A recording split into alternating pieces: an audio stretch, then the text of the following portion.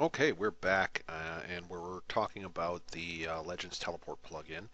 And in this section of the videos, we're going to be talking about dungeon instancing. Now, in the last video, I kind of touched on what the concept of dungeon instancing is, and it's more or less multiple copies of a small module running simultaneously that groups of players can connect to privately. So, um, two groups of players will be walking around a common main world, and they come across a cave and entrance, and both parties enter the cave entrance. However, each party will connect to their own unique version of that cave, so they can adventure privately, and not worry about tripping over each other and stealing the loot at the end and all that good stuff. They actually get their own experience.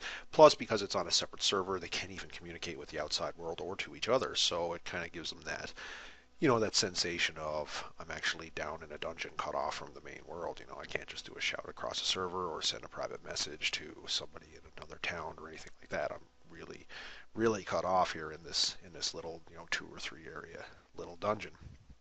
So we're going to talk a little bit about how to set this up. Now, I'm basing most of this on the method in which I run Persistent World. And if you're familiar with my How to Set Up a Persistent World video series, um, some of this will look pretty familiar. And a lot of this, kind of uses a similar kind of layout to that. So that's why I have this up on the screen. I'm actually connected to one of my servers right now, and I've got all the instances that run on this server offline. This particular server runs 2 different dungeons, and it runs 3 instances of them. As you can see here, I've got some icons set up. This is a dungeon called the Taldorian Den, and there are 3 instances of it. And this one here is called the Dark Scimitar, and it has 3 instances of that. All 6 of these Neverwinter Nights servers run on this server simultaneously. However, they don't take a whole lot of resources because a lot of times they don't have any people in them. I could probably run even more if I had to, but it's not really an issue. So I just run these ones on here, and then I'll have other servers with other dungeons in them and whatnot. And what you do is you basically run the exact same module on a different UDP port. What I do is I name my shortcut. I put the UDP port in the actual name of the shortcut so I know which one is which. And that's one of the first things you have to do. You have to kind of decide a range of consecutive ports that you're going to run your dungeon instances on. So we've got those set up there. Now, if you're setting up your persistent world similar to the way I do it, I'm just going to bounce over to this server, and you'll probably have an icon on here or a shortcut on here, and that basically calls the NWNX GUI in a directory where the NWNX configuration for that module sits. That is typical, of your main world. That's what you'll do in your main world. You'll have this kind of thing. However, in dungeon instances, it works a little differently. I'm going to show you that here. Traditionally, um, what I have is I've got my NWN folder, and you've got a modules folder, and in here you've got your Dark Scimitar and your Taldorian Den. You got 2 dungeons, and they're just regular modules with a couple areas in them. Nothing, not a whole lot of stuff. And what I do is I use a shared campaign for all my scripts, so I don't actually have to duplicate scripts or anything like that. So they're really, really small. And you've just got these 2. Now in the NWNX folder, however, I've got multiple NWNX configurations for each one. So let's just quickly take a look at, Taldorian Den 5130. In my NWNX for this guy, I'm calling the Taldorian Den module directory. However, I'm calling it with a different port number, dash port 5130 right here.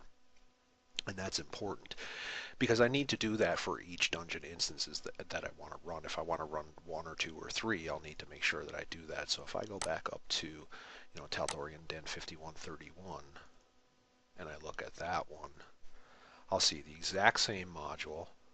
However, the port on this one is going to be 5131. This one's actually going to be listening on a different port. Okay, so what's important is that I first decide on a range. Now, what I normally do is I'll split each dungeon, because I have multiple dungeons. I'll split each one apart by like 5 ports. So if I ever decide that I want to run more than 3, I'll have some consecutive space left over where I can run up to 5.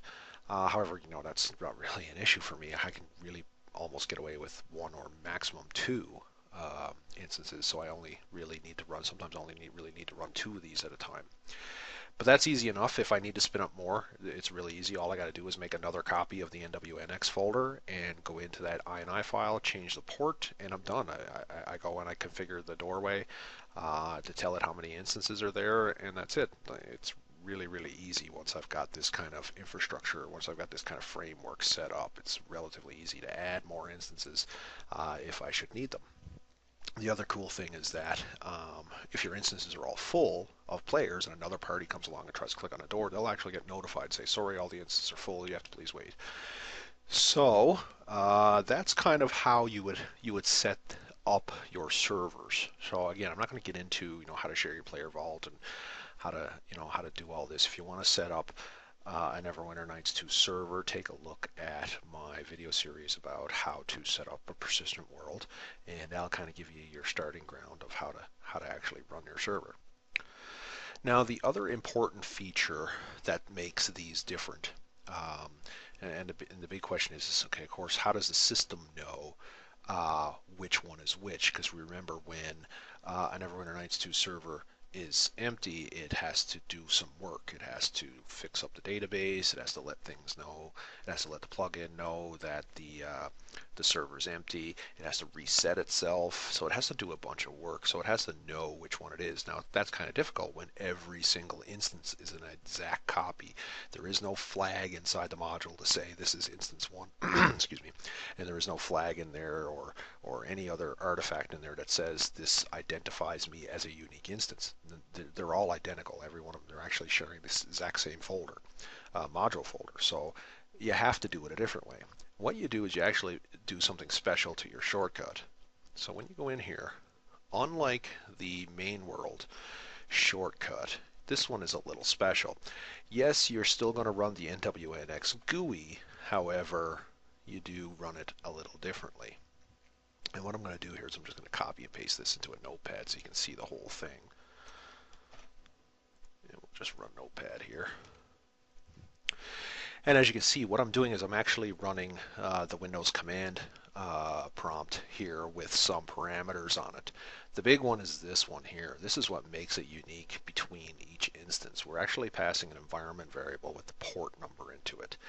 This port number can then be picked up by the teleport plugin. The Legends teleport plugin will actually look for this environment variable and say, okay, I know which instance you are. I know what I have to do. So that way we're able to distinguish. We're actually making the modules unique by doing this, but yet we can still make the content identical. Now this is really important because if you ever try to do something like this the traditional way where you'd set a module variable or something like that, and then you decide to add a new level to your dungeon, or you decide to make a change to your dungeon, it'd be really painful to have to go to 5 different copies of your dungeon to make the exact same change. So now you don't have to. You just have one copy of your dungeon. You go in, you make changes to it, you publish it once, and you're done because they're all identical. So this is how you will actually make your dungeons unique. You'll run your unique port range number in here with the NWNX path, like so. And you'll just do that for each shortcut. So pretty straightforward. Now again, all of this is documented in the teleport documentation, but it can be a little daunting for people who are not familiar with this kind of thing. So if you have any questions on this part, feel free to ask me in the forums on the NWN2legends.com website. So what we're going to do for this tutorial is actually I'm going to make my life a little easier, and rather than create a dungeon, because we all know how to create a dungeon, we all know how to make a module of some kind. Rather than create a new one, I'm actually going to hook into these ones which are already created, and I'll actually open this in the tool set so you'll actually see what it looks like when we come to that part. And I'm going to actually run these. However, what I'll do is I'm going to go back to our little tutorial module that we've been using for this video series, and I'm going to create a cave entrance there. And when players enter that cave entrance, they're actually going to connect to these Taldorian dens. So I'm going to do that right now. Over here in the back, I have that opened already. So I'm just going to bring open our little grassy field that we have here. And here we are. Here's everything that we had before. So what I'm going to do is just turn that off, and I'm going to get a little cave going here. So I'm just going to go through my placeables and find me a cave. That's not a very good cave. That's an overland map cave. Let's find, yeah, let's just use this. This will work. So we're just going to create this little cave, and we'll just kind of put it right here. So as out of place this may be, it'll do for what we're trying to demonstrate. So here's our cave entrance. Now again, we'll have two parties here. One party will go in, get their own Taldorian den, and another party will go in and they'll get their own Taldorian den as well. So on our little cave here, we need to put ourselves our cave door. So we're just going to grab that cave door. Here's our cave door. We'll put that on here, like so. And then we'll select that door. Oops, I've got too many on there. There we go. So now I've selected that door. You see my little green line right here. I've got that door selected. If you want to know how I did that, I just used the area contents. So I've got my cave door selected. Now, a couple of things we need to know. We need to know our port range, our UDP port range for the Taldorian dungeon instance. And if we look back here, we'll see that we've got these guys listening on 5130, 31, and 32. There are 3 of them. Okay, so that means that the first lowest port here is what we call our base port. 5130 is our base port. That's the port that we start at for the Taldorian den. And all we need to know is 5130, and there are 3 of them. We need to know this for our door. So back in the tool set, we'll fire up our teleport plugin. We'll go File, Teleport, Door Instance. And on this, we're going to change the server type to Instance Teleport. Okay. Now this is very similar to a server teleport, except for a couple of minor differences. In dungeon instances, we don't care about a waypoint destination. The players we're going to place our actual Neverwinter Nights set start location at the entrance to our dungeon. So we're going to leave that blank, and we're going to set an instance ID. Now, I know that the Taldorian Den already has this as its instance ID. You don't need to differentiate between how many instances you have or anything like that, because all the instances will share the exact same instance ID. The server IP, the Taldorian Den runs on Cal NWN2. And the base port. So this is where we were just talking about the base port. The base port is 5130. The server password is this, and the total number of instances is 3. Now again, I can have requirements on this door. I can make this dungeon instance have a minimum or a maximum level, all kinds of things. I can make this dungeon, if I'm using the Legends Quest plugin, I can make this dungeon instance off limits unless a player is on a particular quest. So I can do all kinds of things, nifty things with this for that. But we're not going to do that for this tutorial. Now, what's kind of cool here is that, let's say my world becomes big and 3 instances are just not cutting it. I'm hearing a lot of people say, hey, this is a popular dungeon, and more than 3 parties have gone adventuring here, and I'm seeing all instances full quite often, and you think it's time to grow how many dungeons you run. Again, like we described before, all you have to do to go from 3 to 4 instances is you just go into your NWNX, you grab your Taldorian Den, make a copy of it like I'm doing here, and just get rid of that part, go to the next port, go in here, change NWNX so it's listening on the next port up, 5133. I guess this doesn't really matter much anymore these days because GameSpy is now gone, but we'll do that just for completeness. Save that. Grab ourselves this icon. Create another one. We'll change the name. Modify our icon. Use our new path for our new one. And go and change this port environment variable here. OK. And then go back to our door. Change this to 4. And we're done. We've just gone from 3 to 4 instances just like that. So very, very simple to grow how many instances we want. So that's basically how you actually set up your instance. There's no more to it than that. You click finish and you quit, and this is now ready to go. Now there is some more work you have to do on the dungeon side, which is what we'll do next. I'm going to pause the video here and open up the Taldorian Den and show you what you have to do on that side. But that's basically the bulk of how to set up dungeon instances and how to set up the door to get into dungeon instances. So the only thing that we really want to talk about now is in the dungeon instance, and let's talk about the exit doorway. So while I'm here, I'm going to get ready for that by dropping down a waypoint in front of this dungeon. And the reason I'm doing this is because when we leave our dungeon instance, it's going to ask us for our teleport waypoint that we're going to leave, and it's going to be that one there. So we're going to call this, I'm just going to go over here to properties, and we're going to call this Taldorian Den out. That's going to be the tag of this waypoint. So we're going to remember that for when we're in that dungeon setting that guy up. Okay, so we're going to save this, and I'm going to pause the video and go over to the Taldorian Den and go through that. Okay, so here we are in the Taldorian Den. Now this is the actual Taldorian Den dungeon in the Legends Persistent World. As you can see, there's waypoints for various things. And this, what we're looking at here, is the exit. So when a player enters that cave in the Legends real world, it'll actually start the player right here. Now this other waypoint here is completely unrelated. It has nothing to do with the teleport plugin or what we're talking about. This is for a different plugin. So just kind of ignore that waypoint. The important part is our start location is right at this entrance. So when people come in, they're going to start this dungeon crawl right here.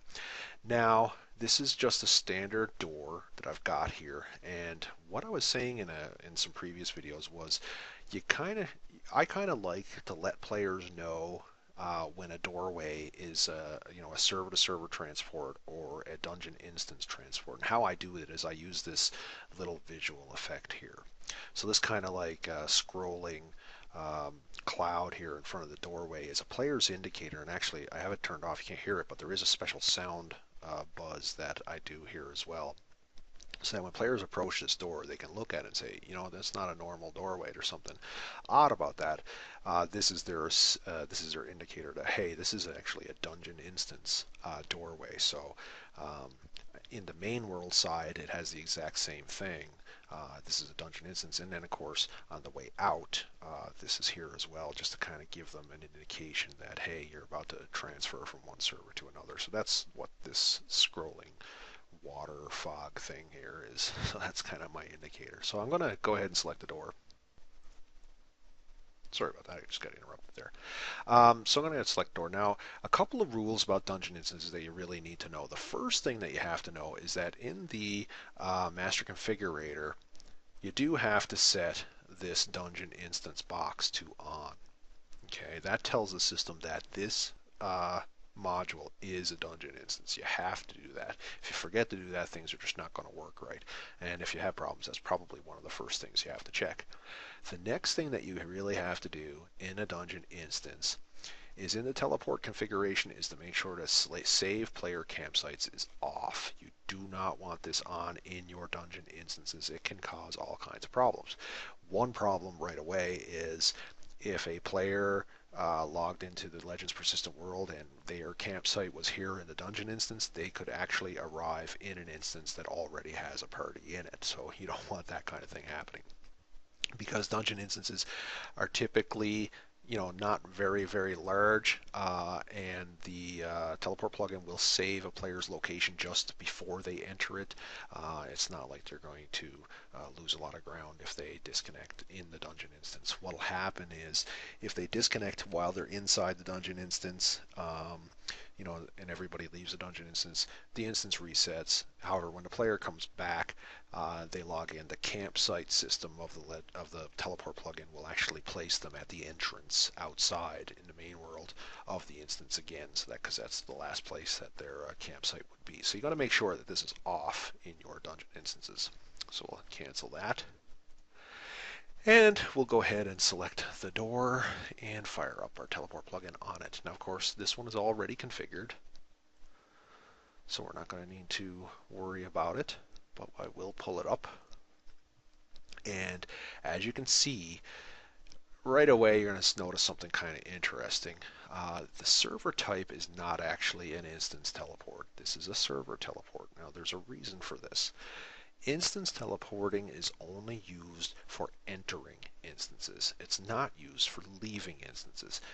When it comes to the teleport plugin, as far as the plugin is concerned, when you leave the instance, it doesn't care that it's a dungeon instance that you're leaving. All it cares about is where you're going to, not where you're coming from.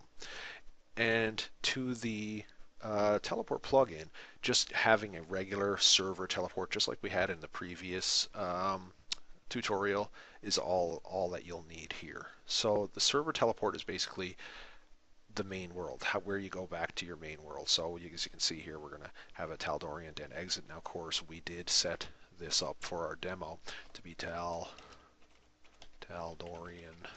Den. What did I call it? I forgot. Out, I think it was. Now the server ID, of course, is going to get changed for this demonstration. We're going to call this server 1 because that was our server ID of our little tutorial module that we're using. And our our tutorial module runs on this server on 5121. And the server password, I use the general password for all of them, and then of course no requirements of getting out of the cave. That would be a bad thing to do. So that's it. We have our waypoint in our little temp module, and our server ID is server 1 because that's what we named that way back when.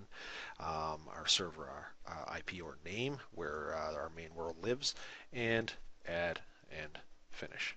Whoops, and that was a minor bug that I have to deal with because the Taldorian Den hasn't been upgraded, so you can just ignore that little message. This is still running the teleport plugin 185, not 186. So just ignore that little error message. It won't happen for you. It's just because I'm running 2 different versions. Anyway, that doorway is now set up and good to go. So when a player comes along and clicks on this doorway, they'll get teleported back out to the main world entrance, and that'll be it.